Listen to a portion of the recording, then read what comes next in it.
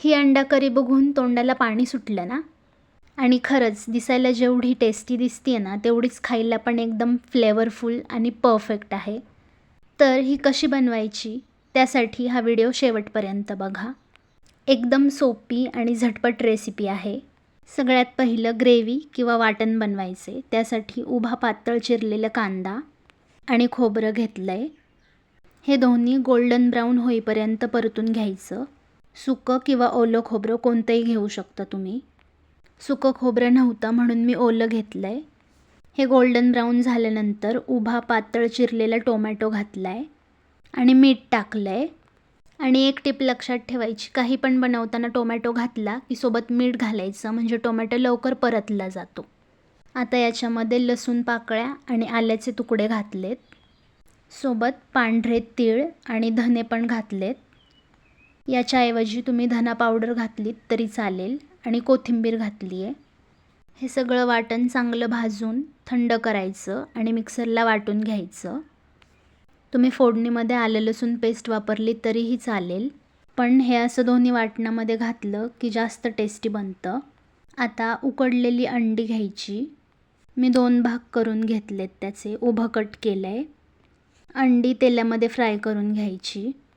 त्याच्यामध्ये टाकायचं हळद, चवीनुसार मीठ आणि लाल तिखट आणि मीडियम फ्लेमवरती चांगलं फ्राय होऊन द्यायचं. तुम्हाला अंडी कट न करता पूर्ण आहे तसेच टाकायचे असतील तरी चालेल. फक्त त्याला वरून थोडेसे कट्स मारायचे आणि मग तेलामध्ये फ्राय करायचं. कारण आपण उकळी आल्यावर जेव्हा करीमध्ये अंडी टाकतो तेव्हा अंड्याची टेस्ट करीमध्ये उतरते आणि अंड्याच्या आतपर्यंत फ्लेवर्स पण जातात. आता एक कढई घ्यायची, त्याच्यामध्ये तेल टाकायचं आणि आपण जे ग्रेव्ही किंवा वाटण बनवलं होतं ते टाकायचं. याला चांगलं परतून घ्यायचं आणि आपले जे बेसिक स्पायसेस असतात ते घालायचे. तुम्ही तुमच्या आवडीनुसार घालू शकता.